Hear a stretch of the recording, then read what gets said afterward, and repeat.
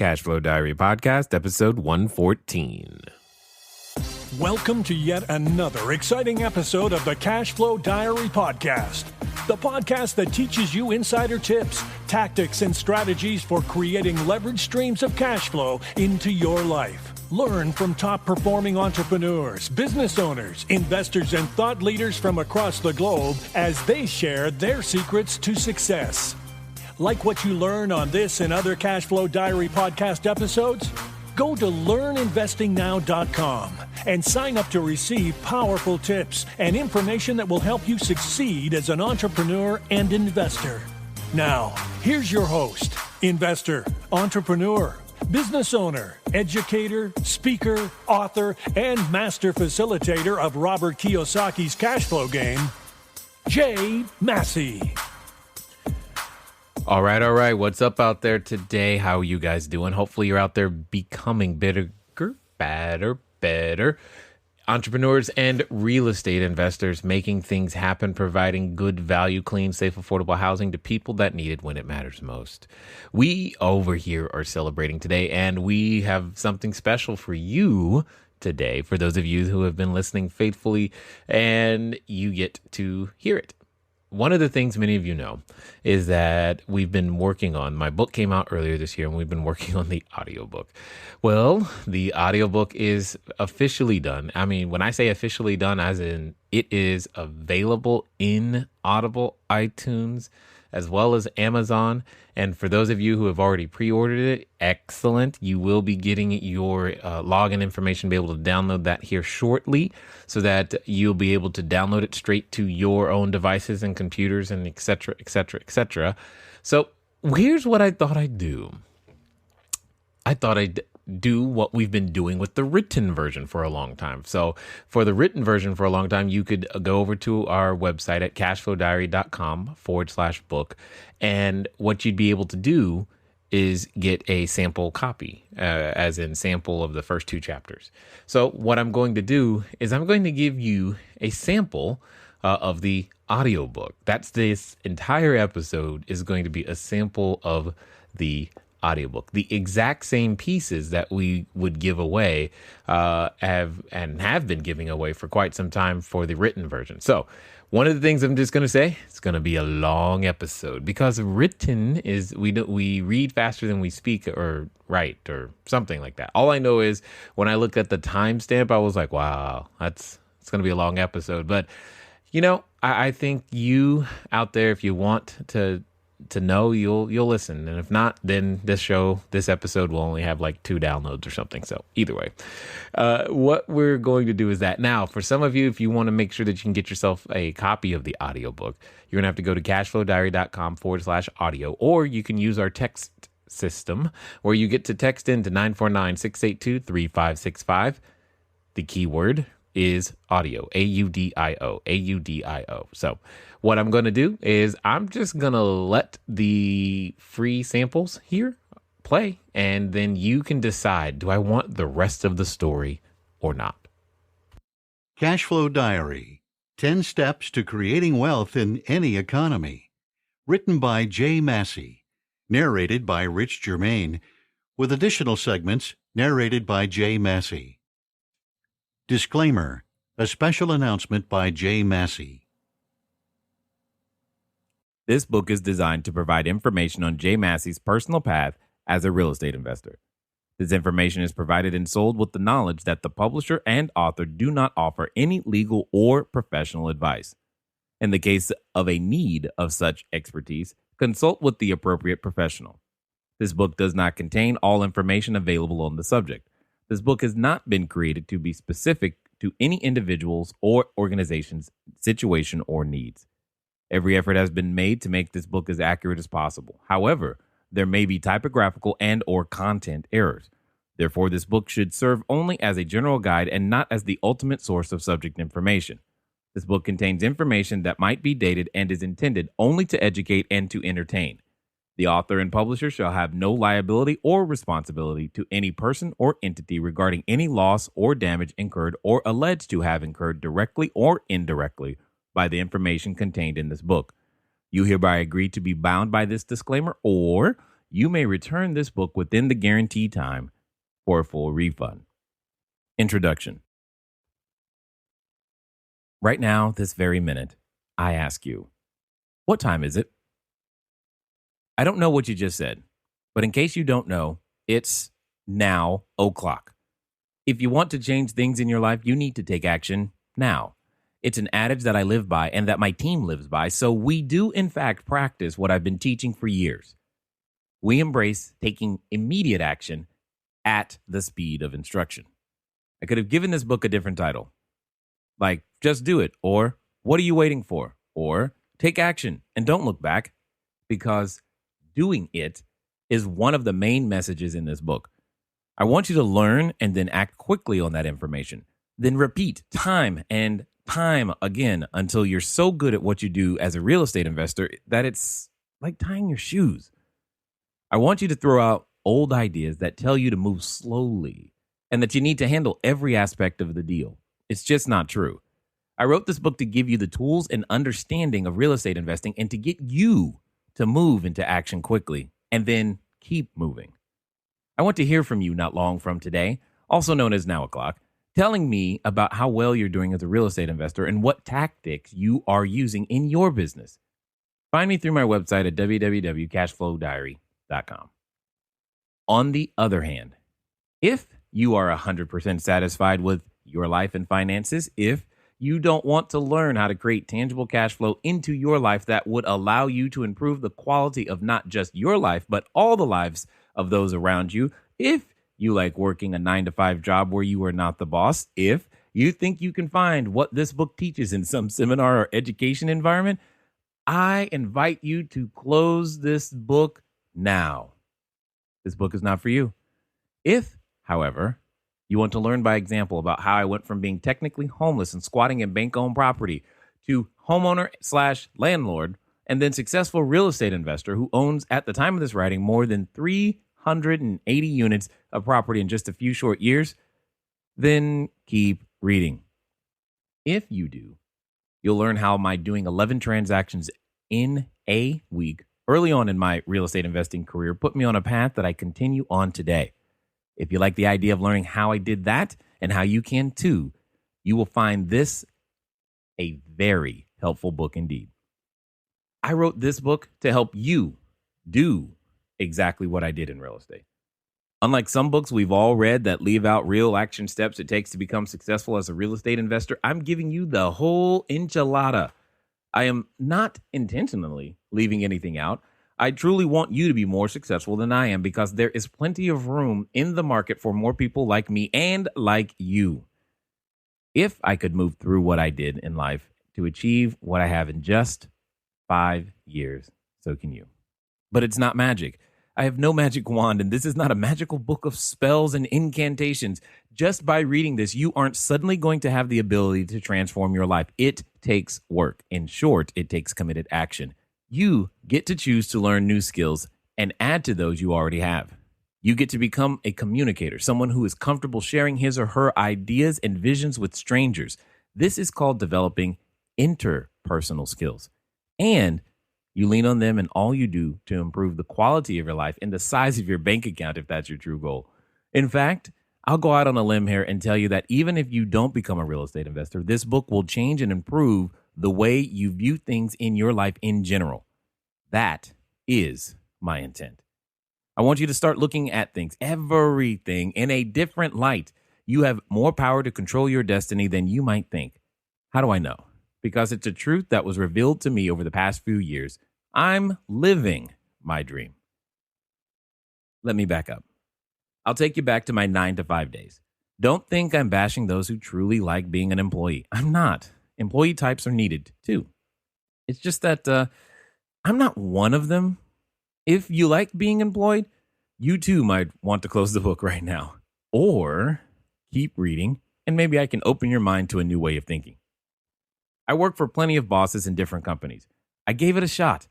However, I was not satisfied working for other people. I asked too many questions, something I heard from my bosses a lot.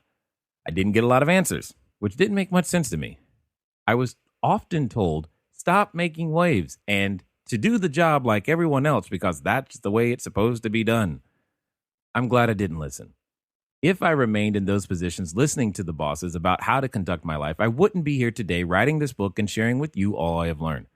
I might still be struggling along to make ends meet, deciding which bills I would pay this month and watching my credit score dip lower and lower. Today, I don't care about my credit score, at least not the credit you think is credit. I don't have to. As a real estate investor who doesn't use his own cash or credit to buy, sell, or own properties, I don't have to care. My credit score doesn't matter.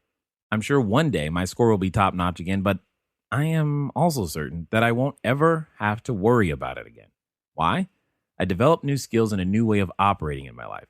You might be thinking, yes, Jay, but that's you. I can't do what you did. I have a family to take care of and lots of mouths to feed. How can I possibly stop what I am doing and do something different? I assure you that I have several mouths to feed, and they like food. I know because I see it disappear from the fridge pretty quickly. I have a great family that includes, at the time of this writing, 4 children ranging in age from toddler to full-blown teen. My wife is and always has been very supportive of my goals and of me. She has been a part of my journey, and she continues to be part of my success. She is intelligent, and I look to her for input, and we are a team.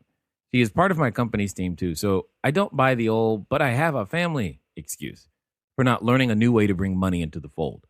There aren't many excuses I will buy, but don't misunderstand me. I am not telling you to quit your job yet. I am saying that you can change your mindset and then your life. I am saying that if you take action steps to make this change, you can have it. However, it's your choice. Whether you change your life or not doesn't impact me. It impacts you and your loved ones. In fact, if you think about it, change in your life impacts your relatives who aren't even born yet. It can impact people you will never meet. What do I mean? Easy. Through my efforts as an active real estate investor, I help families I will never meet get into clean, safe, affordable housing. I will make improvements to residences and apartment buildings that raise the quality of life for these families. It makes me feel good to know that I am literally helping people, and I couldn't do that if I hadn't become an active real estate investor. Well, maybe I should really say hyperactive. As a problem solver in real estate, I learned to look at things with a much broader scope than some other investors so I can make these improvements. It's not the almighty dollar that I seek in what I do. It is my goal to leave a legacy that helps improve not just my children's lives and not just my wife's life, but also to positively affect as many people's lives as I possibly can. You may think that's a lofty goal, but it's not. No goal is too big. We'll cover that in this book, along with a lot of other positive ways to look at life and real estate investing. I aim to give you the basic tools to put to use immediately in the world to begin to affect true change in your life. I want you to implement what you learn at the speed of instruction. Learn it and use it right now because you know what time it is. That's right. It's now o'clock. Feel free to share the ideas presented in this book far and wide. Don't be secretive about the information. It's meant to be shared. In fact, once you have entered your journey into the brave new world of real estate investing, I want to hear from you. Email me from inside my website at cashflowdiary.com. I want to hear about your successes and your mistakes. Believe me, you will make plenty. Just wait till you read about a few of mine. For example, I'll tell you about my entry into real estate investing, the good and the bad. I'll tell you how I even did 11 deals in a week when I was first wholesaling. And I'll tell you about a magnificent series of mistakes that I like to call my experience with fix and flip gone wild, or my fix and flop. I'll even tell you about how I got out of a burning building alive. Okay, I wasn't in the building at the time it was in flames, nor was anyone else. But it could have ended my life as a real estate investor had I let it. Why am I sharing these personal stories with you? I address mistakes and how beneficial they are to show you that you shouldn't let fear of making mistakes or even actual burning buildings keep you from continuing on your path. I also want you to understand quite clearly that you must make mistakes to be a success. Maybe you've heard quotes like that and have dismissed them or don't believe them. You consider it hype when someone tells you the way to success is through failure. Maybe you feel like these statements could never apply to you and that you could never create the wealth that these quote makers have. Or maybe you believe that you can come out of the chute not making any mistakes because you read this book and other books and you're ready to make your millions in real estate now. Good luck on that one. I'm not here to hound you into believing that mistakes are going to happen, but I am telling you without a shadow of a doubt that they are necessary to the process of success. Don't believe me yet? Let me ask you how you learned whatever it is that you're an expert in right now. Did your current skill set come suddenly after reading a book or a whole library of books? Was it spontaneous learning, spontaneous wisdom, or did you learn and then make mistakes, adjust your thinking, relearn the skills, take action steps, apply what you know works, make more mistakes, and then adjust again until you knew what you were doing fully? I'm guessing the latter. We learn by mistake. It is how our brains are designed. There is a progression towards success in anything, and it involves how we apply learned knowledge. First, we learn. Then we head out into the world to apply that knowledge. Until we've put into action what we learn, we won't be able to accomplish our set goal. We won't likely do it right the first or maybe the second or third times, but eventually, and with plenty of practice, we get good at applying the knowledge. In our real estate, our first deals are for experience. Later deals are for profit. Through our mistakes, we gain wisdom. Then we can teach others to avoid the mistakes we made to create a faster path to success. You can argue with me, but this is the truth. It's tough to argue truth. However, if you give me an example of something you learned in which you never made a mistake in order to get a whole lot better at it, I invite you to share your tale with me. All I know is that in real estate, I made mistakes, big ones. I learned from each and every mistake I made too. That's how I can write these words you are reading now. I have a lot of experience as a real estate investor. Had I been worried about making mistakes, I wouldn't have entered in this arena. I wouldn't have the conflicts or the ability to change lives as I do now. I am now thankful for the wisdom my mistakes have produced. I want you to be thankful for yours and learn from them. Apply the new bits of knowledge you gained from them, and you will be where I am now. I'm waiting for you. Get ready to learn and apply this knowledge at the speed of instruction. Ready? Set? Let's get started. Step 1. Get started.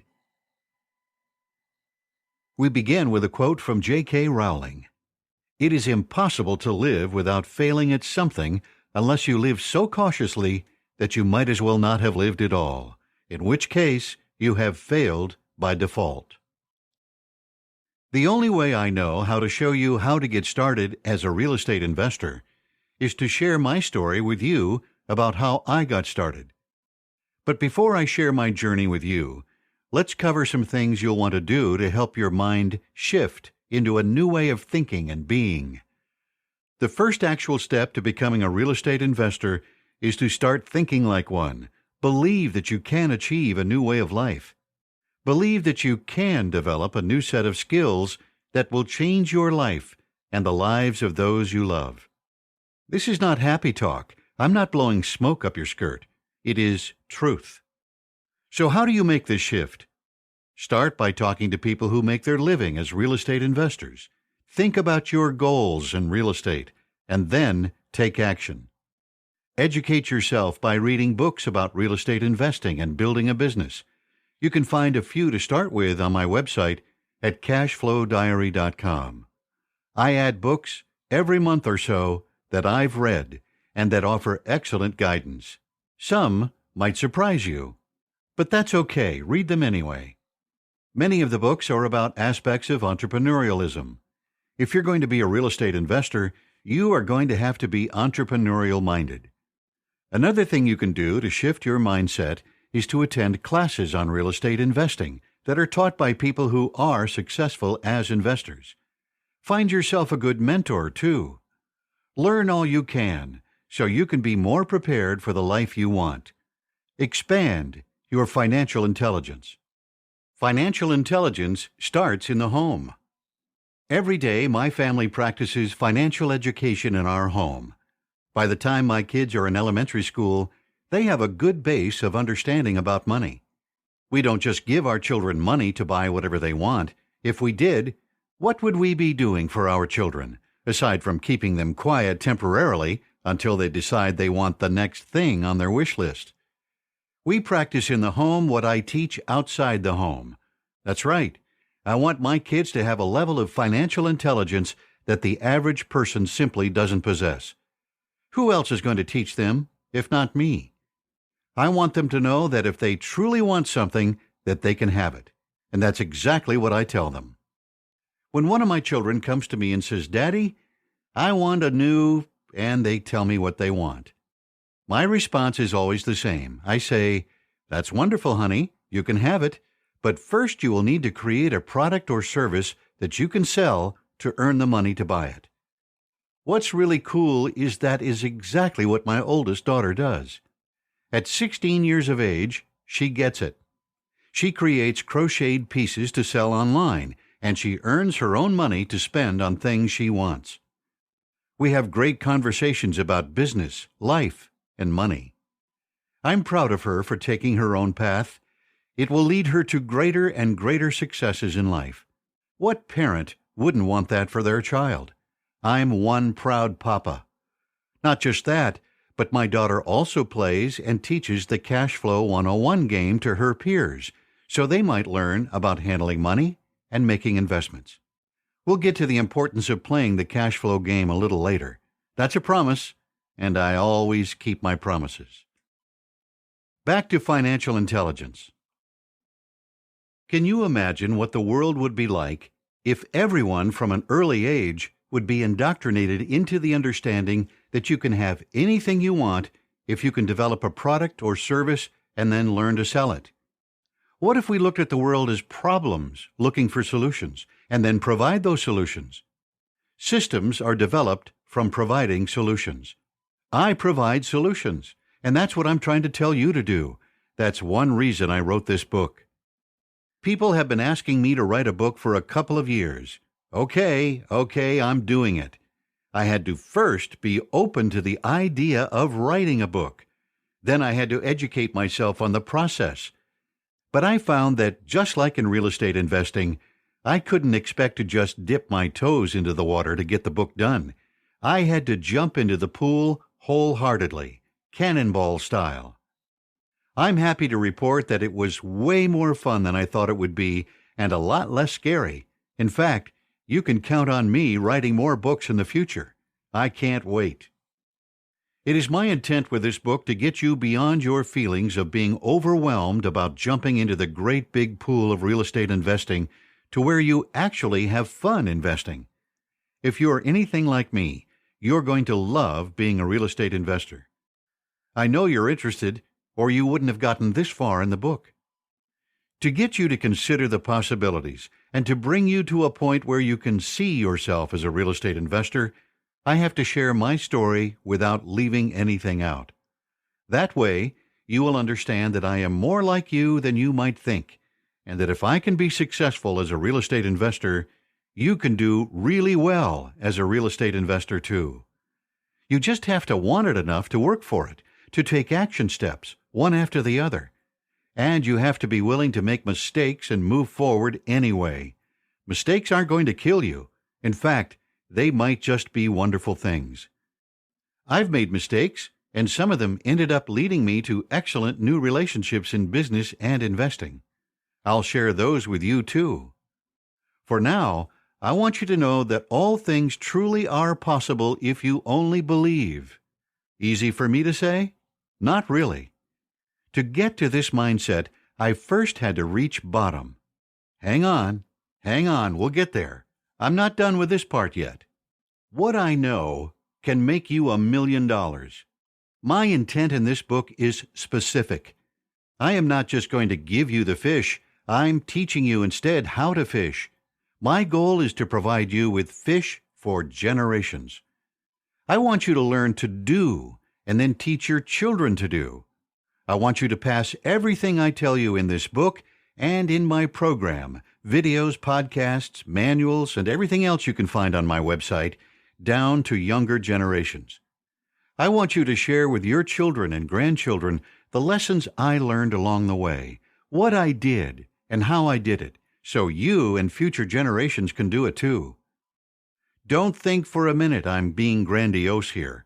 What I've done is not magic. It's simply doing it that gets you where I am today. If you're feeling good, you do it. If you're feeling ill, you do it. No matter what's going on with you personally, you do it. In that way, you gain experience and then success. There's no room for fear. People are funny creatures. We let fear stop us from doing what we want to do in our hearts. We let other people tell us we can't do something. We listen to them. We listen to the negative self-talk that rattles around in our minds that tells us the same. The truth is that fear can't stop you. It's how you react to your fear that matters. If you didn't experience fear from time to time, you'd be a robot or dead. You're not a robot or dead, are you? I didn't think so. That means you can manage your emotions and manage your response to fear. You think I don't experience fear? I do. But I go ahead and do what needs to be done anyway. Even if I don't know every part of a deal or how to do a specific task involved, that doesn't stop me from doing the deal. If I had let fear stop me, I wouldn't be writing these words today. I wouldn't be steadily working toward my goal of owning 1,000 units of residential real estate. I'm about halfway there. And 1 million square feet of commercial space. No, there were no typos in any of those numbers, and I approve this message. Now that you're going to change your thinking to accept the success you will allow yourself to achieve as a real estate investor, and now that you understand you will need to change your response to fear, we can move on. That is, if you promise me right now that you will read books written by the action steppers of the world to help motivate you. Again, a great starting point is the books I've read and put up on my website, cashflowdiary.com. I can see you shaking your head up and down, so okay, moving on.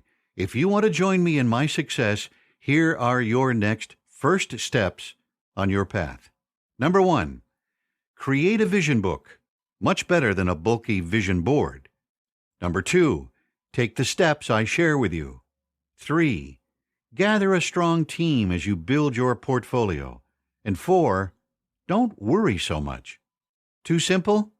You're correct. Because becoming a successful real estate investor isn't just that simple.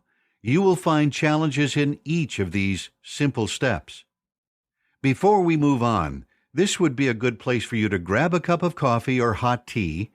In fact, head out to a local Starbucks. Maybe you'll see me there with my iPad and phone. Maybe you'll see me there playing a rousing round of the Cashflow 101 game. After all, Starbucks is where I spend a lot of my time. You never know whom you will meet at Starbucks. For example, while I was in Memphis a few years back, one of my investors was sitting at Starbucks. A guy sat next to her, and she started telling him about everything I do in real estate. He was really interested, but beyond that, it ended up that he is a trainer and has ties to professional athletes. He was involved in a cool basketball camp for kids that also offers education. We chatted not too long after, and I asked if I could do a financial literacy program at the next camp, since he had invited me. I love basketball, and I was a basketball player in my youth, so I could relate to the kids. Now I'm involved in a big way in these camps, all from a conversation that was struck up between two people at Starbucks. I love that kind of stuff. Regardless of where you choose to read this book, get comfy. You might be a little blown away. It's best that you're sitting down as I tell you about how I literally went from homeless to homeowner and then real estate investor in a matter of weeks after my primary residence was foreclosed. You heard me correctly. I became a squatter in that residence and then turned everything around in a short period of time. I haven't stopped since, and I continue to have the same level of passion about real estate investing. What's changed is the size of the deals and what the deals continue to bring to my life. I won't share with you the size of my portfolio or the numbers in my bank account, but if you want to add more zeros and commas to yours, keep reading. Got your attention, huh? A glimpse of my life. Today, I am the CEO of my company, West Egg Enterprises, Inc. Even with that title, I wear a few different hats and I do whatever tasks need to be done, so I'm not sure about the title. I make decisions in landlord duties. My team and I raise private capital. As the face of the company, it's up to me to make sure people understand who we are and what we are aiming to achieve, which is to help more people in a lot of different ways. That's part of what this book is about. It helps in exposure for the company so I can help more people. That's what my videos, podcasts, websites, social media, coaching, and cash flow creation system programs are all about.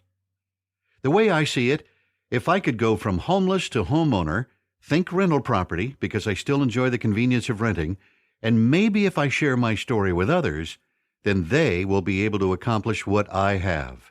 But my success didn't happen all at once. It took steps. Let's roll back the calendar to 2006, the beginning of a 2-year personal journey that would change my life.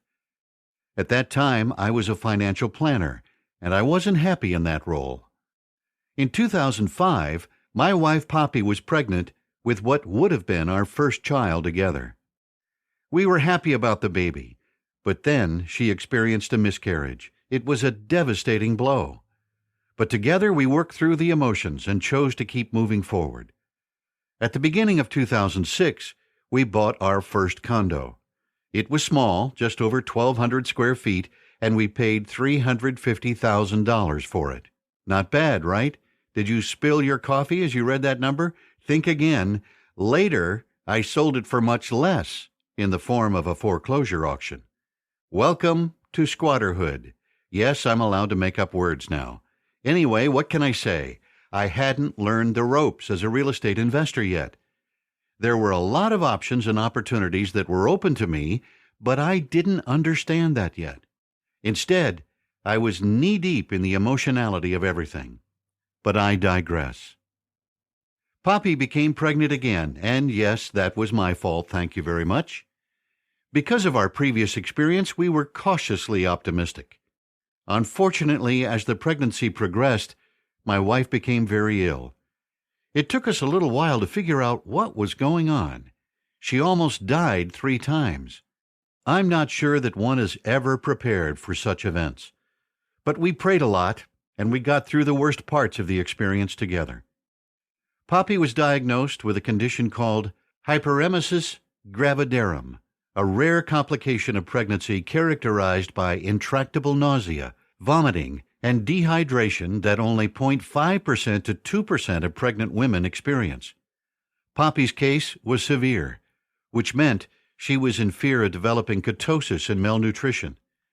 In the simplest of terms, the condition meant that she couldn't take in the nutrition her body needed during her pregnancy. Even holding bread and water down was a trick until the doctors figured out what was wrong. Poppy was placed on bed rest much of the time. I needed to be with her and to help take care of her. But I was working a lot of hours at the time, so I had a major life decision to make. I realized right away that I couldn't work so much and still be there for my wife. The last I checked, it's impossible, physically, to be in 2 places at once. This set a lot of dominoes in motion. I couldn't focus on my job, nor make good financial planning decisions when I was under this level of duress personally. I had to be home a lot and wasn't making much money. That's when I started selling personal possessions on eBay. This is how I tried to control my situation, selling items from my wife's bedside in the hospital. I know it sounds a little insane, but it's what I knew how to do at the time. For example, when CompUSA was closing, I could buy items for pennies on the dollar to flip at a good profit. I found DSL modems and bought all I found on the store shelves to resell on eBay. I got them at $18 per unit and sold them for $49.99 plus shipping and handling. From there, I expanded to clothing and other personal items. I literally went through our closets and garage. I remember the panic feeling of digging through things to find items to sell. Right now, I guarantee you that you have about $3,000 in merchandise you don't need and can sell on eBay if you really want to. I also used liquidation.com and other bulk buy wholesaler sites where I could find reasonably priced items to resell at a profit. At the time, I saw no other way to make money and still be at my wife's side. I would be the best eBay seller I could be and ride out this personal storm. It wasn't working as well as I needed it to, however, and we found ourselves falling further and further behind in our bills. We couldn't afford to pay all of the mortgage each month either, and this was before the loan mod fad had kicked into high gear. We were moving toward 2007, a fateful year. About this time, a friend of mine told me that I needed to become a real estate investor. I looked at him like he was from another planet. My credit score was around the upper 300s. Please note the word upper. I'm trying to make it sound better. How in the heck would I become a real estate investor? I didn't realize it at the time, but my friend got me to thinking. He had shown me a path. He had planted a seed. I didn't know it at the time, but I had taken my first steps. Remember how I told you that changing your thinking is the very first thing you must do before becoming a real estate investor? It's true. I've lived it. However, I was so stressed out with my personal issues that I didn't allow myself to think too much about it at that moment. It was better to delay, right? Wrong. I decided instead that I needed to detox from what was going on in my life. I headed out to play volleyball. I didn't play a lot of volleyball. My game is basketball, but playing volleyball was a great stress reducer for me. However, on this particular day, it would be a life changer. At some point during the game, I launched myself into the air to spike the ball. It felt great until I came down and landed on another player, puncturing my lung and causing me a lot of pain. My attempt to reduce stress ended up adding more stress to my life than I could imagine. It was certain that my wife wouldn't be alone now. So there we were, both of us, incapacitated and on bed rest with zero income. Ain't life grand? There was no way I could keep eBaying either. It's a lot of effort and not enough return. I guarantee that I couldn't move far enough from the bed to dig through closets. I couldn't walk very far at all. I couldn't do my work in financial planning, and I wasn't yet a real estate investor. Life was looking mighty grim, but we held on by the skin of our collective teeth till 2008. Oh, what a year. On February 13th, 2008, our primary residence went to auction. Yes, I, Jay Massey, was foreclosed on. I know, ironic, huh? But it was a push point that would finally shove me into action. My family and I squatted in this bank-owned property for months. However, just 12 days after the bank took possession of our home, I started learning live in the classroom setting about buying and selling real estate. 4 months later, my wife and I did our first transaction, which showed me that I really could do this thing. I could actually be a real estate investor, and a darned good one at that. In short order, I kept learning, and I kept buying, flipping, and wholesaling, rehabbing properties. One property at a time, I put into practice what I had learned in my real estate studies. Until one day, when I started buying apartment buildings. I now own hundreds of units across many states, including but not limited to Illinois, Indiana, Tennessee, Georgia, and California. I'm working on deals in Colorado. There are great deals across our nation, so why not? Just recently, I closed a deal on a 182-unit property in Tennessee, and I am simultaneously working on an international deal in Belize. I also just closed on a commercial building in Colorado. This space was formerly a bakery, but I have lots of plans for it that will create more revenue and help the residents who live near the space. I have a vision to build a massive portfolio primarily in the affordable housing space, just as my company's mission statement promises. It is not enough for me to simply provide for my family and keep food in their mouths. I wouldn't keep doing what I do in real estate if I didn't think I could help a lot of other people and help them be able to afford to put food in their families' mouths. Providing a better quality of life by creating clean, safe, affordable housing is a driving force for me and my team. Working versus investing as a way to put food on the table. We all have to figure out a way to eat and to feed our families. It is a tangible experience. We are used to working X number of hours for X dollars in pay and then converting it to money in the bank to use for food and other essentials. Working like this is an active sport. We are actively working. I didn't ever find this appealing. I wanted passive income.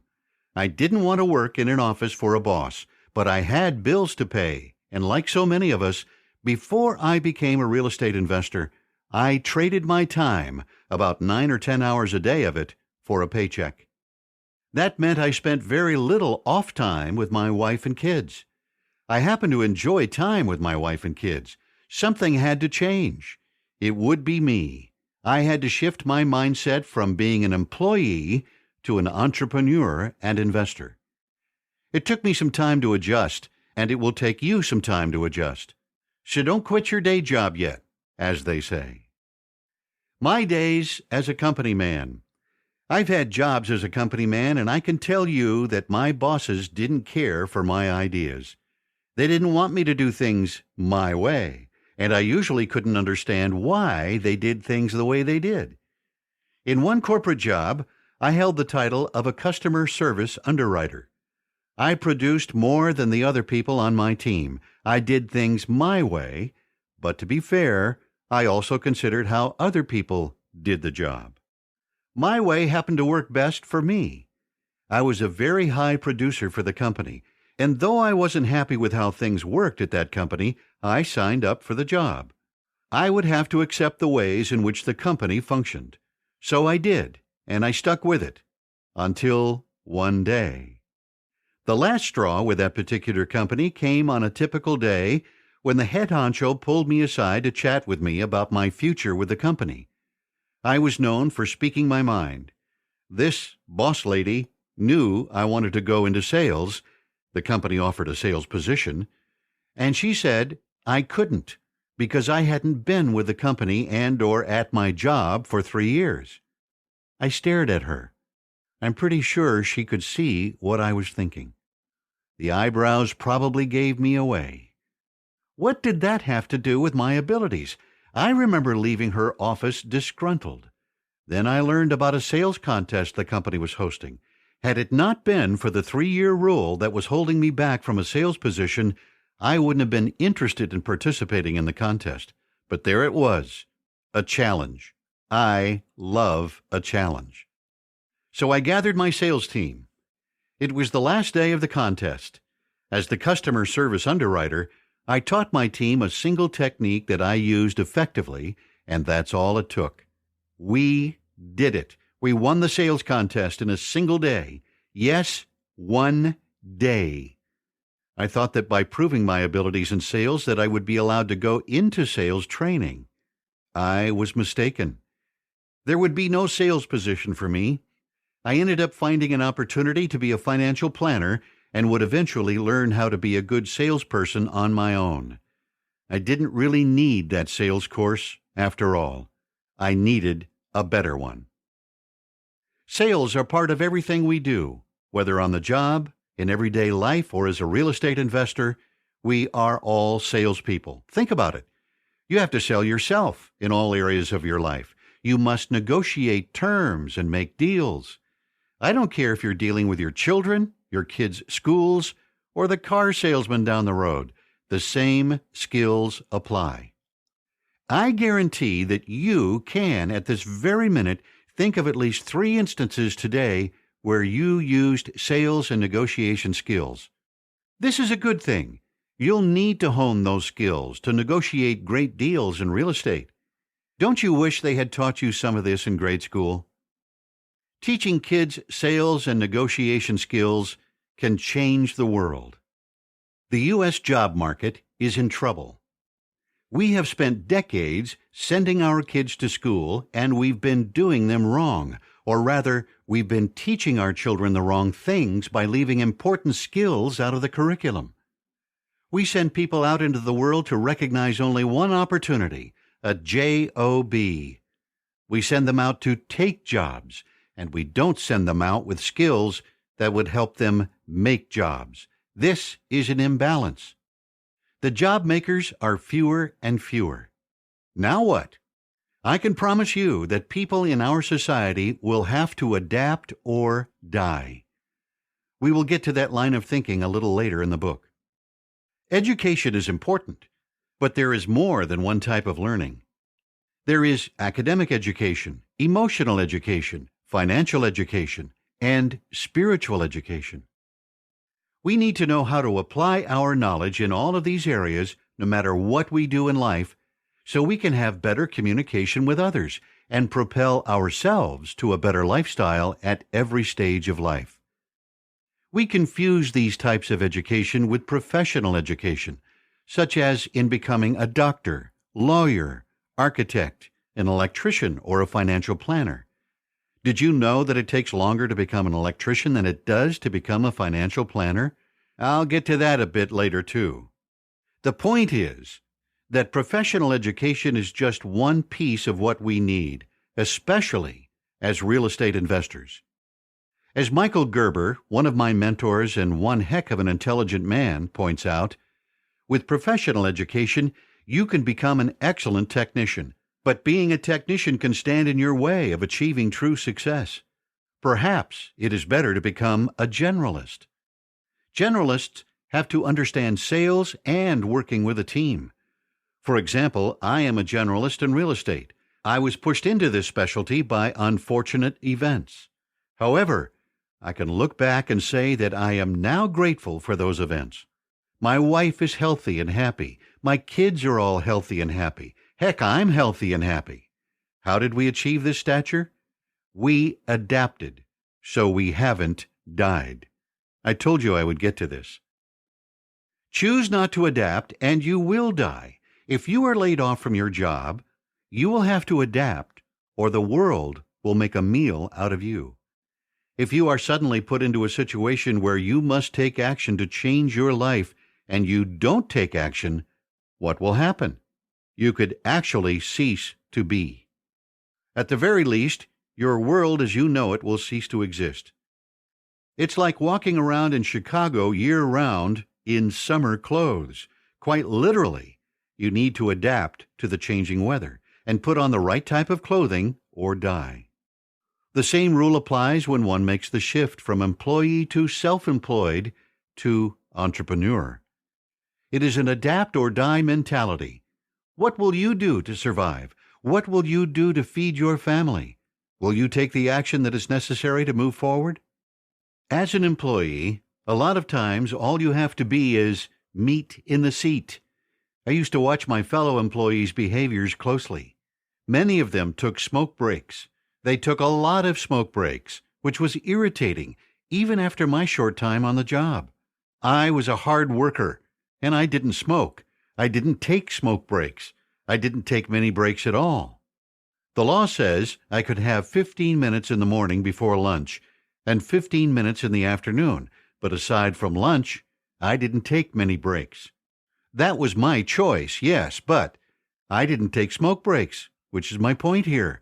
Yet I was paid the same as the smokers were.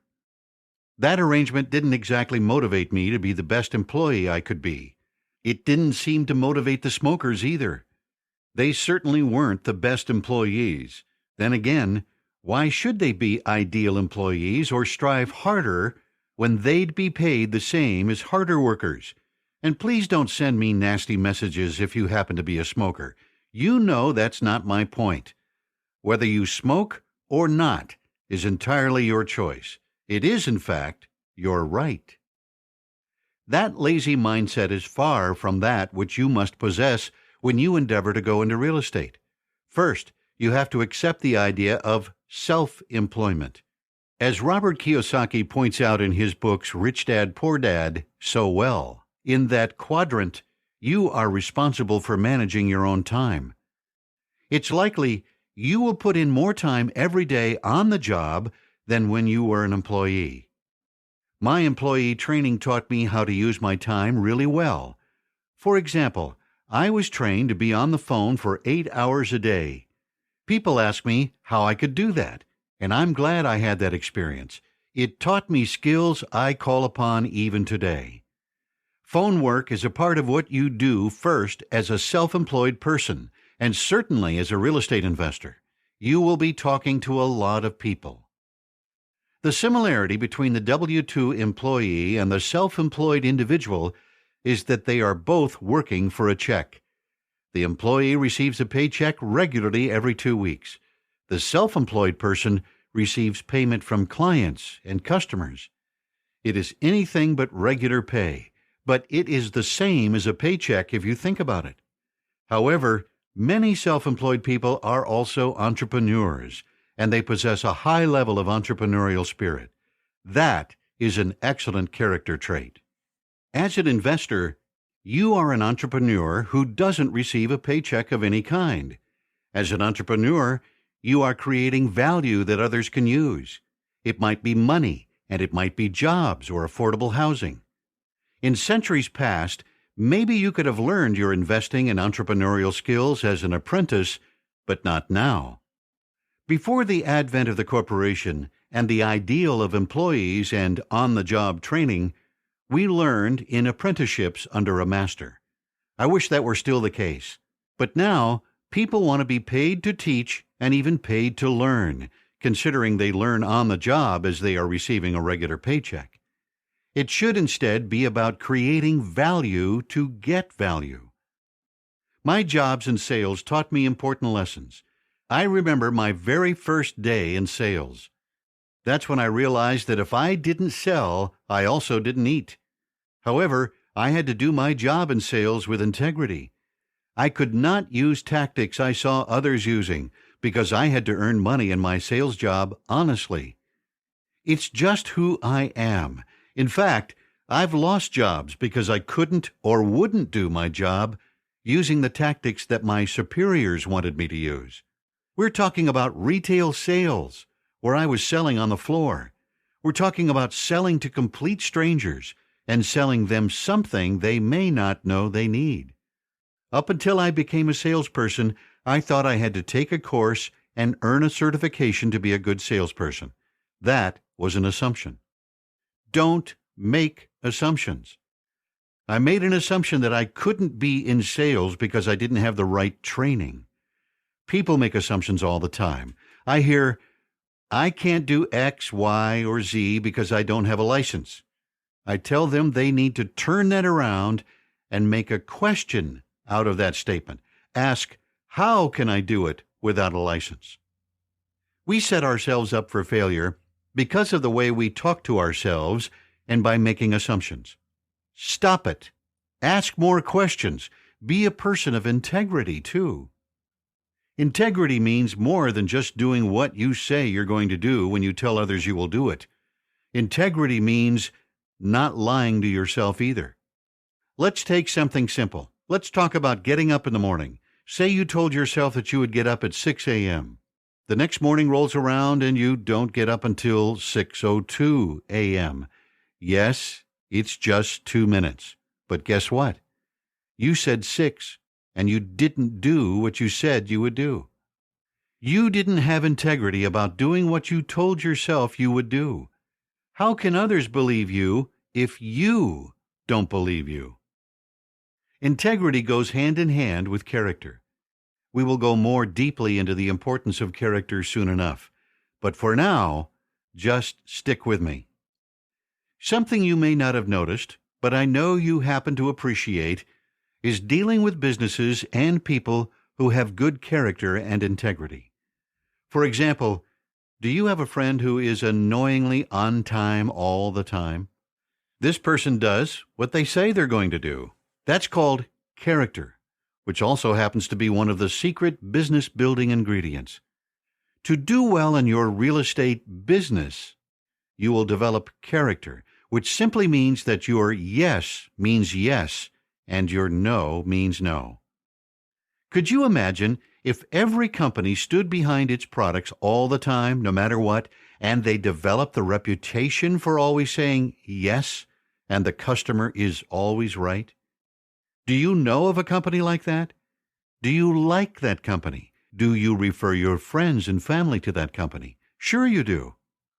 If you do that in your business, people will come back and will gladly pay for that extra customer service and peace of mind.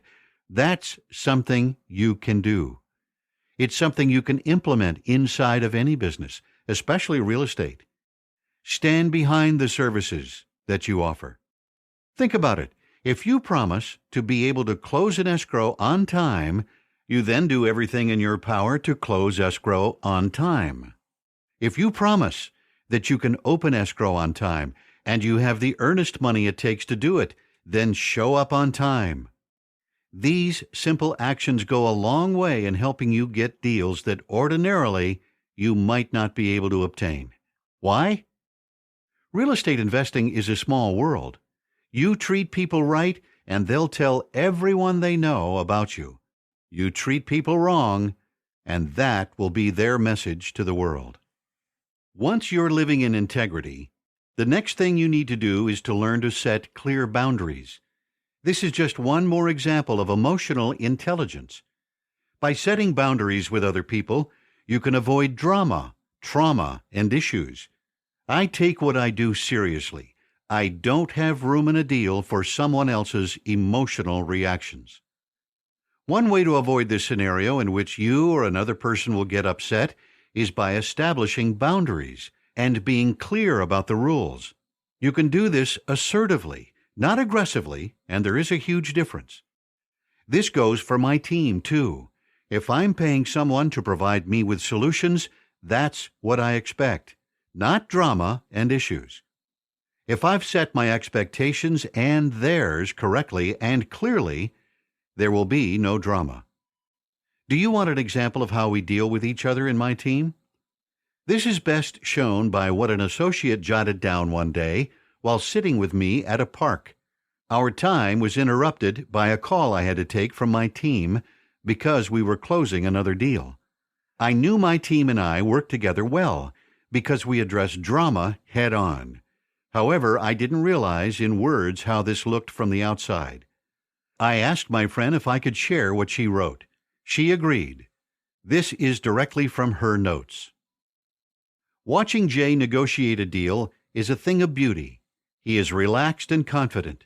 It seems like nothing ruffles his feathers. He remains cool and collected, no matter the size of the deal and any hiccups that come with it. He is very clear with his directives and boundaries. He sets expectations with ease. By being clear and direct, Jay makes all members of his team work harder and perform their best. If there are misunderstandings, they can be discussed and fixed. From negotiating rents to discussing taxes and fees, everything can be worked out. I watched Jay in a discussion involving occupancy of an apartment complex, and he spoke with great emotional intelligence that moved me to write my observations. Further, he displays tremendous financial intelligence and has a business savvy that the best educated among us can't sometimes achieve. At the end of the call, everyone was happy with the content, terms, and the relationships. There is no room for miscommunication when working in a team, and there is no room for drama. There is no room for a change in terms that have been agreed upon either. Jay taught me these things simply from listening to him on a call. He says, letting things go unaddressed is never the solution. He's right. Jay also knows the power of publicly praising team members for a job well done and for their strengths. I witnessed this too. He believes in rewarding people for performance. He takes input from all members of his team. He gets people to talk to each other in an open and honest manner. When everyone is clear in a goal, the goal will be met. Greater communication provides for better negotiations. Jay infuses humor into his conversations too, which puts people at ease, and puts Jay on the winning side of negotiations. Jay and each member of the team practice integrity. I found myself wanting to do business with Jay immediately after witnessing this call, which was an unintended outcome. I included my associate's words to make a point. She knows that I'm going to do what I say when I say it. My team will do the same. Who wouldn't want to deal with a real estate investor, or anyone else for that matter, who embraces and puts into practice these skills in every transaction? It is part of being an emotionally intelligent person that understands getting what we want means giving what others need. Emotional intelligence is absolutely critical in financial deals. People don't entrust big money with you because of your financial savvy. It's about trust and your ability to understand situations. They can see that you know how to handle dramas and traumas and how to respond appropriately. They want to deal with you because you have shown that you won't lose your head, no matter what. If I get wrapped up in the emotions around a deal, for example, when a building catches fire, it wouldn't work well for my investors, and it sure won't work well for me. I have to be calm. As an investor, you have to be calm, period. The people entrusting me with their money need to know that I can calmly handle delays, contractor issues, and more. I can handle a fire. I know I can, because one of my buildings burned down twice. Yes, we'll get to that. If we lose our emotional intelligence, if we lose our calm, we turn a temporary problem into a permanent problem. Then we have to take responsibility for our actions. We will then have to relive the events and our actions over and over. That creates a whole new set of problems. It's a bad cycle that is best to be avoided. It's better to see a problem as temporary, be aware of what's going on, and adjust your sails to create smoother sailing. Developing our emotional intelligence is a continual learning process. Everything changes. You need to learn to adapt and never jump to conclusions. Emotional intelligence dictates that you look at things calmly and rationally. That keeps you from jumping to conclusions or reacting too quickly. Give people the benefit of the doubt until you find out otherwise. There is usually an explanation for anything that goes wrong in a deal. It's better to use your efforts and energies in positive ways. Being a person of integrity helps me to succeed in business. Without integrity, emails become a sales prevention machine, and being a successful real estate investor requires good sales skills delivered with integrity. It is important to sell your message with integrity and sincerity. Further, to do well in sales, you have to 1. Generate your own leads, and 2. Cultivate relationships. Once you have built relationships and trust with your leads, it is up to you to then close the sale and get referrals. If it weren't for referrals, I would never have done as many deals as I have. Closing real estate deals takes something that other forms of investing don't. That's interpersonal skills, also known as people skills. Along with people skills that come to you through emotional intelligence, being an investor in real estate requires really good listening skills. Street smarts certainly don't hurt. I have a lot of street smarts, but the other skills I learned and developed over time. I had to commit myself to my dream, and I knew that to get there would require new skills. For example, I wasn't always comfortable with speaking to other human beings, much less speaking to sizable groups of individuals. Against my will, I decided, that's code for my mentor said I should do this, but I didn't want to. I decided that I had to get over my anxieties about public speaking. So I joined Toastmasters. In no time, I had learned these new skills and got to practice public speaking every week. The group gave me excellent feedback, and I adjusted to become a pretty good speaker. I'm still learning, but now I enjoy the speaking part. I can talk to anyone about real estate investing, business, and life. I've learned to be an excellent listener, which, as I said, is a necessity. If you're always busy talking, how are you going to hear what the other person has to say? You'll miss a lot if you are more about hearing yourself talk than hearing the other person's responses to your questions. But then, I wasn't always the best listener, and I had to learn how to approach potential investment partners. I'll never forget one of my first lessons on listening. While prospecting one day, I cornered a guy and went into what I thought was a good elevator pitch. The man listened politely as I rambled on. At the end, he simply asked, "Would you like to sell more?" You have to learn to say less to a greater number of people. Not too long after that, I learned about the 70-30 rule. Listen 70% of the time and ask great questions the other 30%. Simply put, you have to listen more. Today, this active listening skill is something I share in my sales training classes. I can give you the meat of the class in 2 words. Just listen. Then the other person's problem can be solved because you heard it. Here's an example. Say you're talking to a woman who is a homeowner and also in an abusive relationship. She wants to leave, but she feels stuck. This conversation actually happened to me. A woman told me that she was in an abusive relationship and wanted out but felt stuck. All I really did was listen to her. I wanted to help her and thought I might buy the house. However, that wasn't a good solution because she didn't want to remain stuck for 90 days through the closing process. If she wanted to be free in short time, she needed a faster exit plan. I knew that I could close in 7 days. She said that if she could A, B, C, and D, she would be free. All she needed was X number of dollars, and she could go. All I did was listen, so I could provide a solution. I became a solution to her big problem. She unfortunately decided to stay in the relationship and the house, but I've used that solution in other situations to solve problems, using not one dime of my own cash. That brings us to a question I hear consistently. How do you raise private capital? I wish I had $10 for every time I get asked this question. We will get into this skill a little later on. For now, I'll leave you to think about my approach. Once again, it has to do with interpersonal skills, active listening, and emotional intelligence.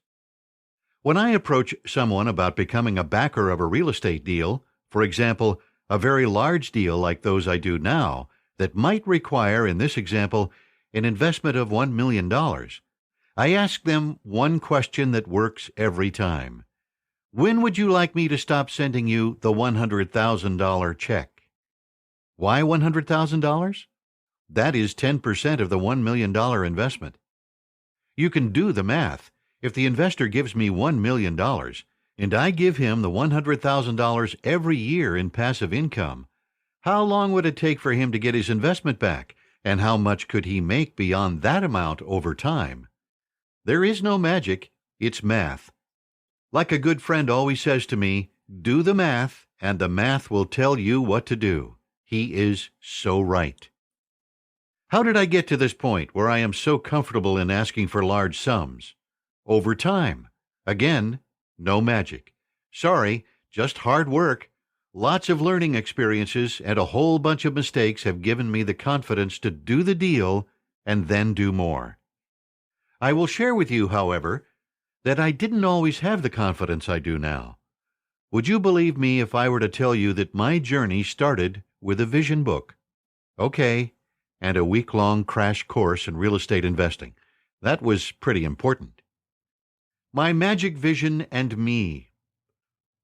As you now know, things weren't great in my life at the time I became a real estate investor.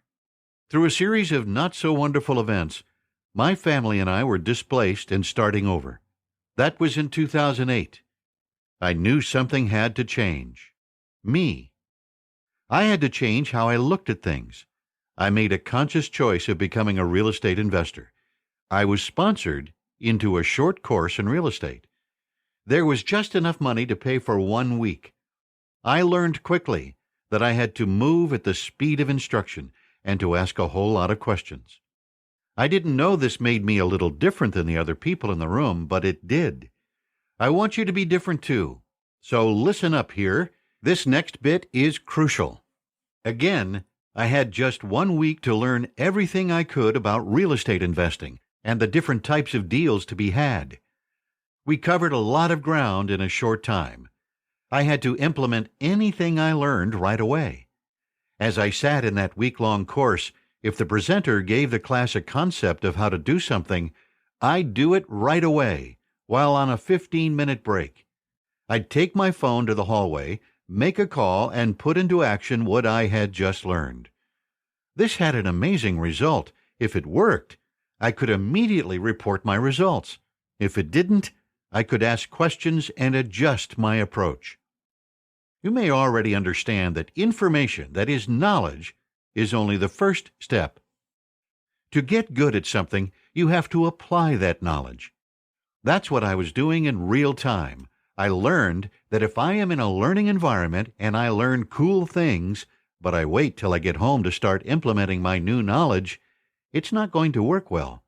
What do you think could happen? I could forget things or how a process worked. I might let anxiety about not doing it right get to me and stop me, or I just might not take action at all. Isn't that the way it works at some seminars? You get so loaded down with information and concepts that you can freeze up. I couldn't allow that to happen.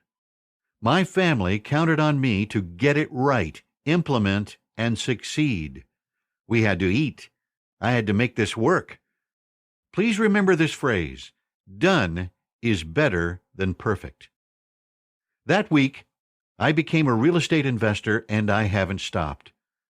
I took a lot of action steps. I left clever cards on cars night after night after night, inviting those who might have properties to sell or who might want to buy real estate or learn about real estate investing to contact me. Over time, my base of leads developed to a point that it was hard to keep up. I attended networking meetings, and I got my elevator pitch down to a few brief sentences. Hi, my name is Jay Massey, and I'm a wholesaler. What that means is I buy property at a discount and I sell property at a discount. What type of investing are you looking to do? This is my exact pitch. Next, I chose my office location. It's the same office I use to this day, Starbucks.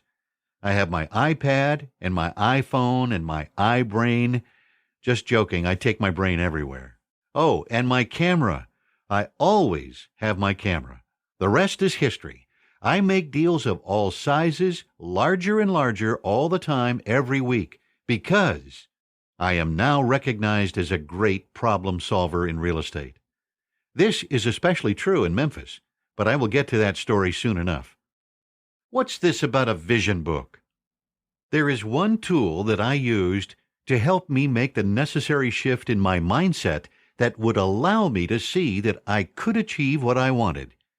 I could get to my goals because I made sure to put these goals down on paper in a way that I could see them anytime I felt like it.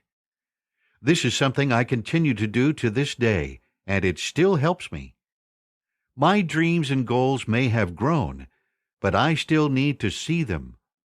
What's great is that this tool is something you can easily create for yourself. It has an amazing purpose.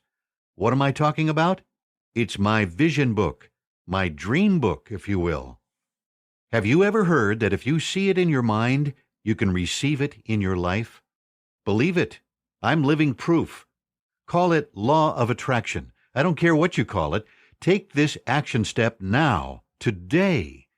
Grab a simple notebook and get to work. Make what you want in your life real to you. Create a list of things you want in your life.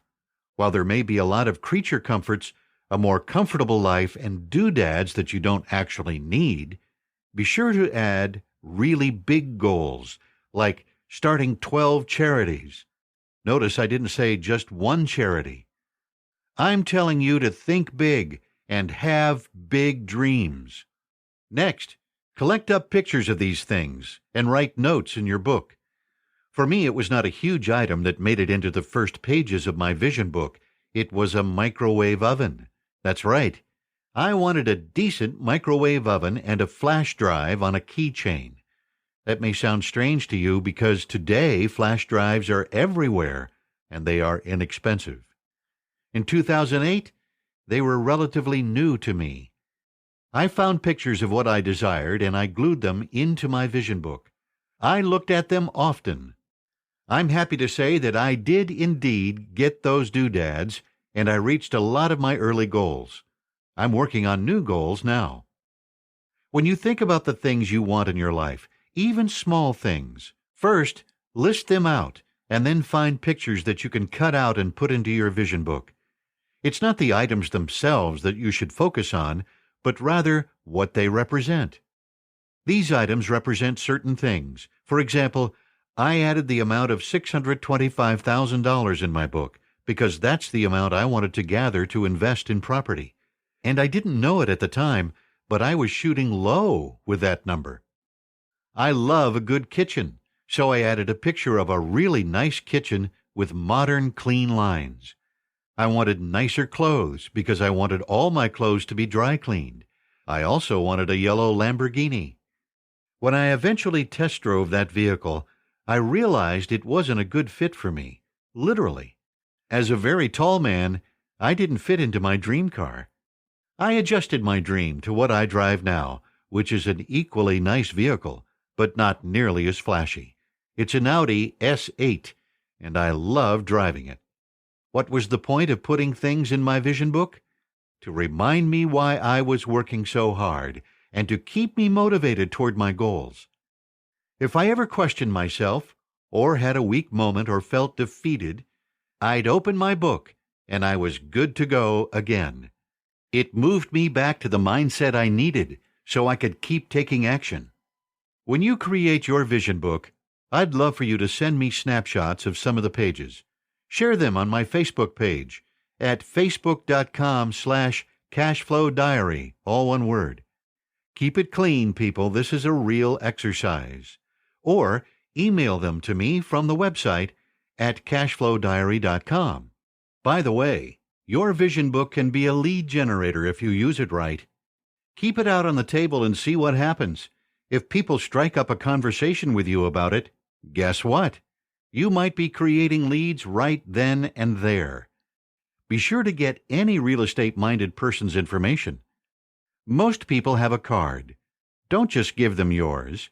It's best to get their information and then follow up with them. Ask them about their dreams.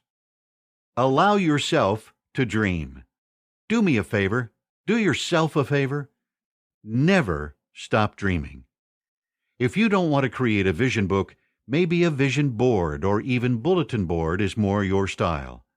I chose a book because I want to keep my book with me so I can look through it or add to it at a moment's notice. The book is practical. Most of us are mobile and on the run. We need something we can carry easily. You can't carry a board around with you.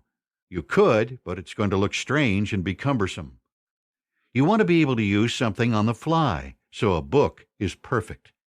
You can even jot down notes in it and talk about what you learned from mistakes. The cash flow foundation I am building has helped me to keep dreaming. Reading Robert Kiyosaki's books helped me tremendously. The vision book keeps my thoughts in the right place. All of these things serve as motivators. No matter how you slice it, you have to see your goals and what you want in your life before you can take action steps to achieve these things. A simple way to help yourself is with the vision book. Step 1. Make a list of things you want. Step 2. Put the list in order of importance. Step 3. Gather pictures, cut them out, and put them in your book. Step 4. Carry your vision book with you everywhere you go and refer to it often. Step 5. Keep adding to the book and keep expanding your goals. Think about it. What would it take to own a home that has a price tag with a lot of commas? You would do X, Y, and Z. Figure out the steps. Take action. Continue to dream. Make your dreams bigger. Raise your standards from small to large dreams. In my case, I went from dreaming about single-family homes to multi-unit complexes to retail malls to commercial properties to high-rises, then toll roads, parking garages, and fairgrounds. Now I even think about investing in jails. Do I have all these things yet? No, but I'm taking the necessary action steps because I know what it all comes down to is inspired action. You might already know what you want out of life. You might even have a vision book, and you have already clipped pictures and pasted them into place. You might even be able to get yourself to the mindset that all things are possible. They are, you know. But then you feel a dip in your inspiration. How do you get it back? Or maybe, how do you get it to begin with? I hear this question sometimes. The only thing I can tell you is to never let the dip stop you from taking action or to overwhelm you. Push yourself, even when you don't feel like doing something. Never let the how stop you. Look around you. What do you see? A garden? Nope. I see real estate. A movie theater? Nope. Real estate. The high-rise apartment building across the street? Nope. Real estate. Understand this, too. You will never be perfect. There is no such thing as a perfect deal in real estate, and things will go wrong. That's okay. Mistakes are simply feedback for doing things better the next time. Be willing to fail forward, fail often, and just go through the experience. I promise that you'll live. I want you to be inspired, but to keep that inspiration and then take action steps. Don't just go out and buy the things you want, even if you have the cash to do so. You must think differently. I want you to believe that if you want X, you can have X. To get there, you need to offer a product or service that solves problems. The bigger the problem, the bigger the solution, and the more money you have the potential to earn. Bigger problems equal more value in your solution. Think about transportation and telecommunication. At one time, these were massive problems. Those who provided solutions were rewarded financially, and they could have in their lives what they wanted. The Vision Book is to keep you inspired and start the transformation process in your thinking and your life. The book you are reading now is a part of my ongoing transformation as I continue to be a better problem solver. Thinking and learning become the transforming mechanisms. As your beliefs change and your viewpoints broaden, you will realize how much you are capable of doing. Just be careful in how you work forward in your vision book. This is not a wish list that you can buy your way through. Let me explain. I remember speaking to a woman once who told me she really wanted a puppy. It was a special breed of puppy, and it wasn't cheap. She added it to her vision book. Later, I ran into the woman again, and she was thrilled to tell me that she bought the puppy. No, that's not what the vision book is all about. I'm glad she was so inspired to add the puppy to her list, but the idea wasn't to spend her money to buy a dog. She missed the point, but at least she was enthusiastic. She didn't get the puppy by taking any action steps. The woman hadn't changed the way she looked at things. Her mindset hadn't budged. She didn't go through any experiences other than going to the pet shop and making a purchase. She helped no one solve a problem through real estate, and she didn't practice any of my teachings. Let me inspire you. My vision is bigger than just my time on the planet and how it affects my family and me. Working from a place of true inspiration, I intend to help you and a whole bunch of people like you. I plan to help people who aren't anything like you, too. This is what this book is all about. I want to inspire you to the greatness that you may or may not see in yourself. Then I hope that you will pay it forward to inspire others. Take action. That's it. If you want to inspire, you have to take action and be inspiring. People love to be around action takers. Go after your goals with tenacity. There are no shortcuts. This book isn't going to give you shortcuts to wealth. I guarantee you that to achieve your goals in real estate, one of which is probably a much healthier bank account with a lot more commas and zeros, you will have failures, or rather, failure events. I can also tell you that you will likely achieve results different from those you intended. You will learn to ask better questions than you know to do in the beginning. The questions are actually the answers you seek. Questions really are the answers. I ask a lot of questions, and as a result, people tell me all about their problems that I can solve. You can say that I actively look for problems now, so I can provide the solutions. If entertainment is a problem, why not put a movie theater in the space in question, or a bookstore, PC gaming center, or even a gym? Hey, that's entertainment to some. Look at the area and figure out the type of entertainment people might want. Solve that problem. I can hear you right now. Yes, Jay, but I'm not you. I don't even know how to look at problems like that. How do I get to your level of thinking? Practice. That's how. Get yourself out there and practice your interpersonal skills. Practice listening. Get comfortable in talking to people. Get comfortable in asking questions. And then just be quiet and let the prospects talk. Get rid of the agenda playing in your head. If you are just waiting for your turn to speak so you can dazzle others with your silver tongue, you serve no one. You solve no problems. You aren't listening. If you need to develop these skills, I have a fantastic idea. Play Robert Kiyosaki's Cash Flow 101 board game. Yes, a game. Playing Cash Flow 101 built my business. One thing that helped me understand different strategies in real estate investing is playing Robert Kiyosaki's Cash Flow 101 game. Through playing with different groups of people, I learned how deals can be done in a lot of different ways, not just in the game, but in real life. It takes discipline to ignore other players and to realize you aren't playing against them, but rather teaching yourself to win in real-world real estate.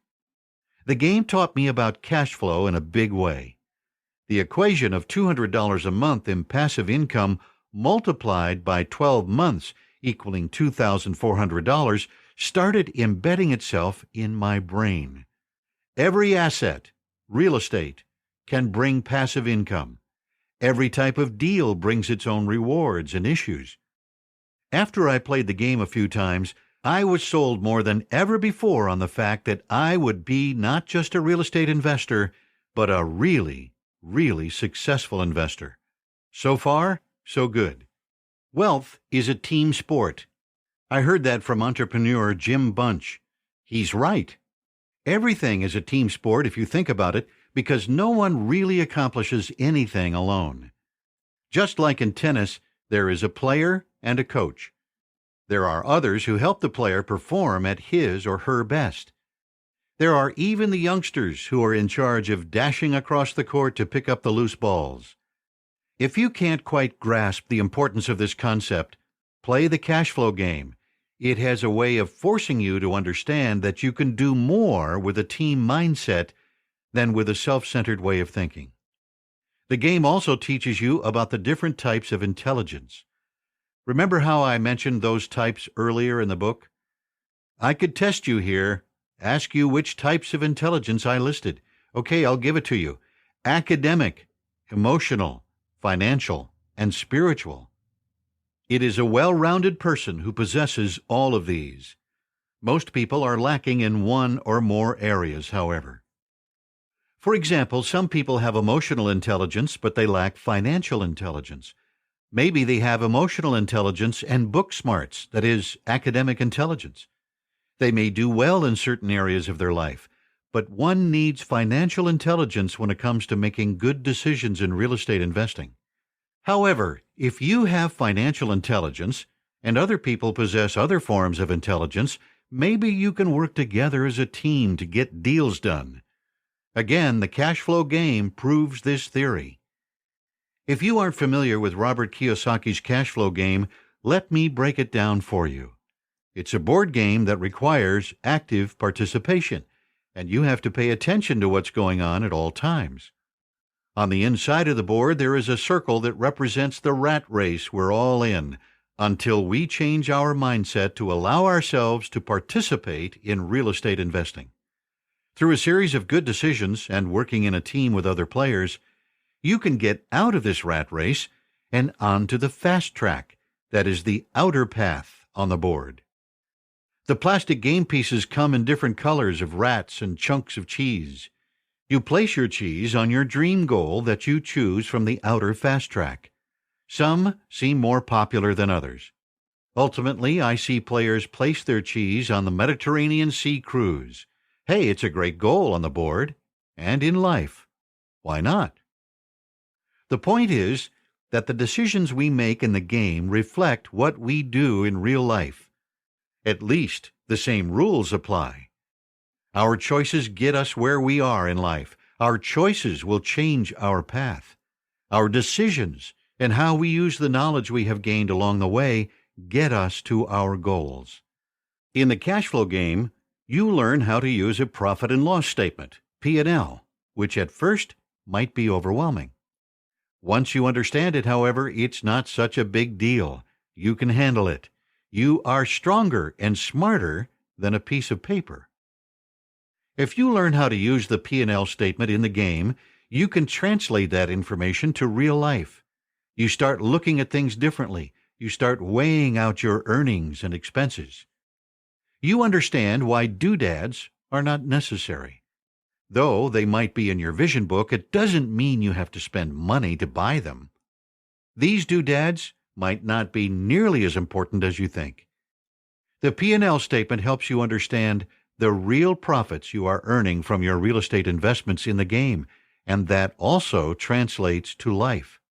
Thus, learning to make sound investments plays into the bigger picture when you get out there in the real world to make deals. But how do you decide what is a good and what is a bad investment? We get to that later in the book. For now, let's talk more about the game and how learning it benefits your understanding of the real-world investment community. In the game, you learn to take risks. You learn to work with other players. This is different from what I learned growing up. Play to win. That's what my mom always said when we played board games growing up in the family. If I said, I played to win things, we're cool. Now I play to win in real life, but I get there by working with other people. It's that way in the cash flow game. In no other way are you going to learn how to make deals. You must work with the other players. It's funny to watch people play the game. One of the first things that happens is that they are assigned a profession. In the game, the first time you'll see an emotional reaction is when people randomly and blindly choose their profession card. You'll hear, "Yes, I'm a doctor." On the opposite end of the spectrum, the person who picks the janitor card isn't so excited. You ultimately hear crickets or a groan. The game simulates the good and bad of life. That includes professional choices. The game forces us to make decisions. Sometimes I institute a clock wherein players have only 30 seconds to make a decision. I watch people's faces. They panic, but then they make decisions quickly. I do this because we make decisions every day of our lives. We need to learn to make them quickly and stop overthinking. In the game, other types of investments come up besides real estate. There are a lot of emotion-evoking things that come up too, aside from the profession cards. There are stocks that you can buy. That is an emotional decision. You can go bankrupt. You can have babies. You can end up having to buy all sorts of doodads, or rather you are forced to buy them by picking that card. When these things come up, the responses are always emotional in the players. Their reactions in the game show me how they will likely react to stimuli and challenges in their lives. Life can be challenging. If you want something, you may have to overcome obstacles to get it. Obstacles will inevitably get in your way. If you tell me you give up in the cash flow game, then I know that's how you act in real life.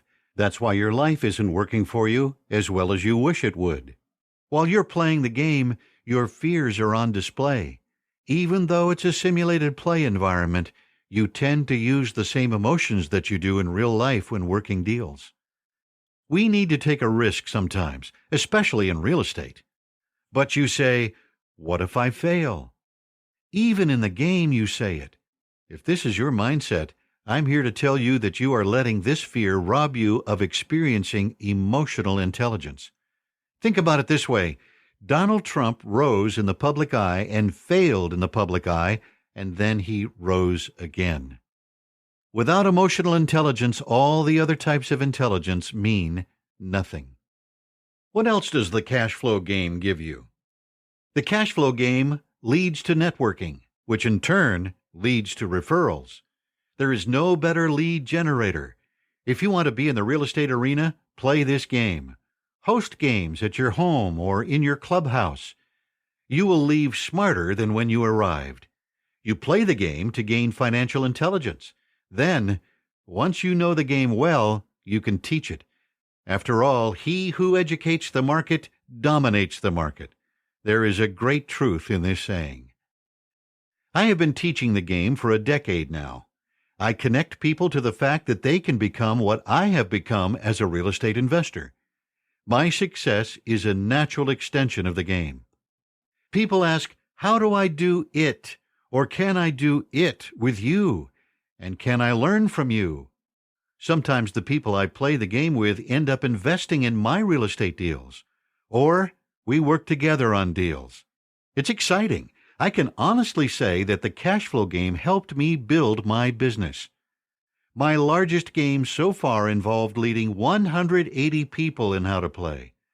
I've done it internationally on a boat twice, once with Robert Kiyosaki. At the time of this writing, I was just asked to lead the game for a third time on the cruise. It's called Summit at Sea, an annual investors cruise. It's fun. I get to meet a lot of interesting, intelligent people who accomplish a lot in their lives, and I get to run workshops, participate in educational roundtables, and lead a big board game that I enjoy.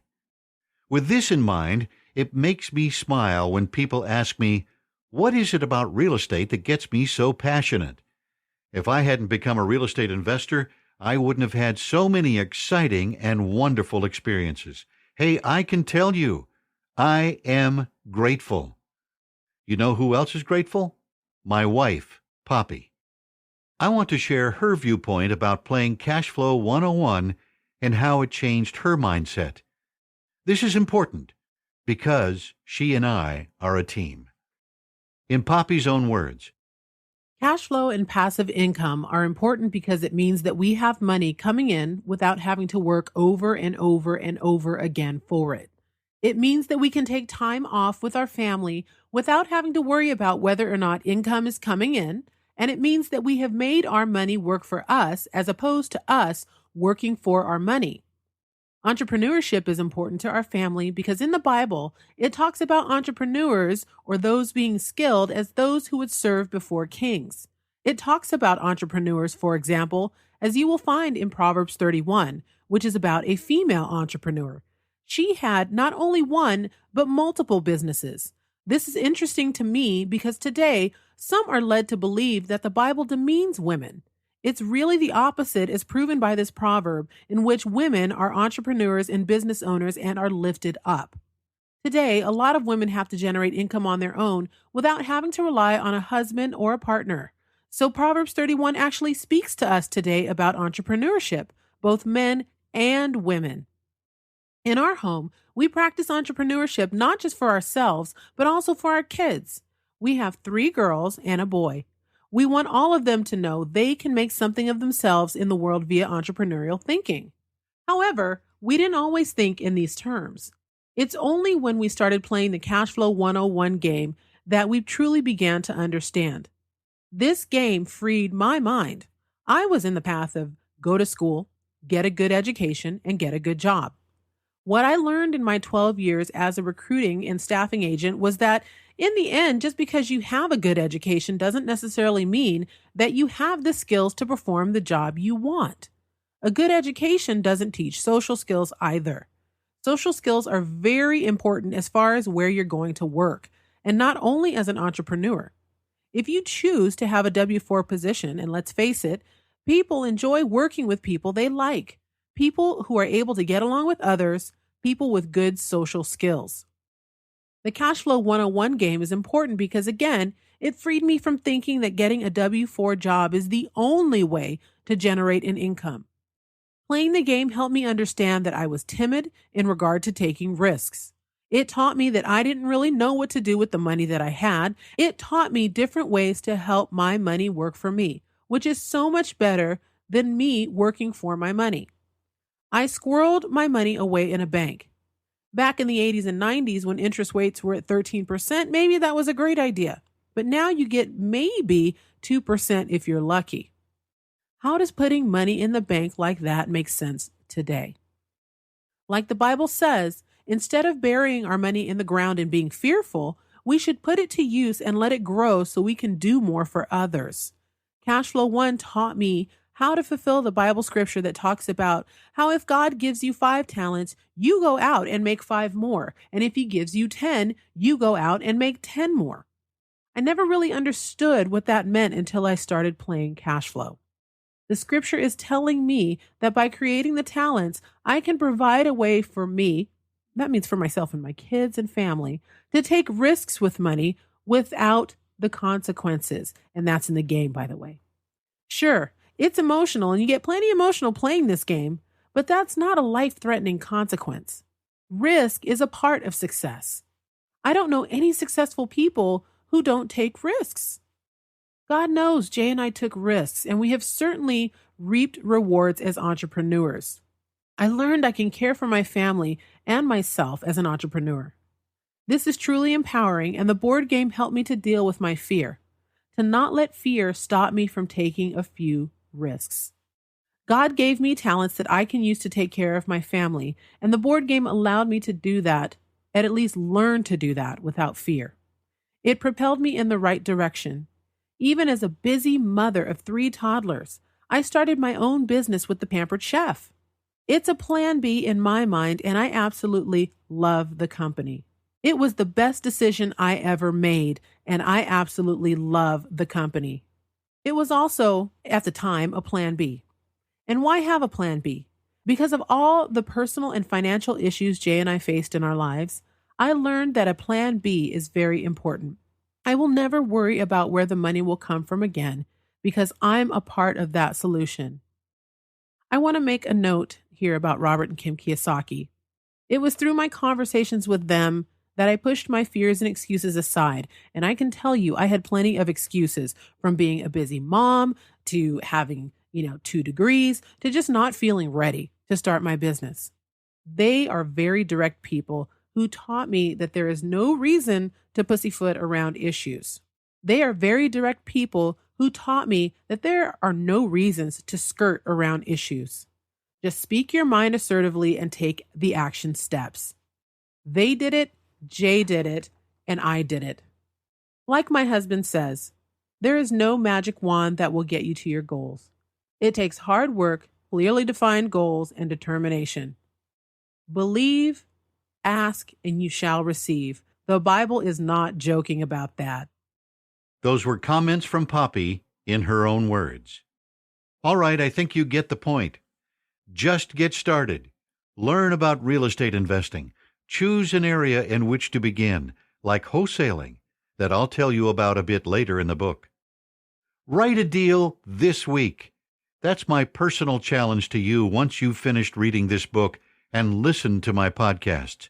And play the cash flow game. Okay, right about now, you're getting impatient. You're asking, Jay, so when do you get to the part about using none of your own money or credit to buy properties? That's next. It's called Creative Acquisitions. Okay, so now that you've heard I'm just curious if you even made it this far. It is definitely, like I said, one of the longest episodes on the planet. I am so glad that this project I can consider it complete in a sense, and hopefully you've enjoyed it. For those of you who want to take advantage and get the rest of the story, all you have to do is go over to cashflowdiary.com/audio, AUDIO. We'll send you some information on what you need to do to make that happen. Or you can go straight, or you can send a text message in to 949-682-3565.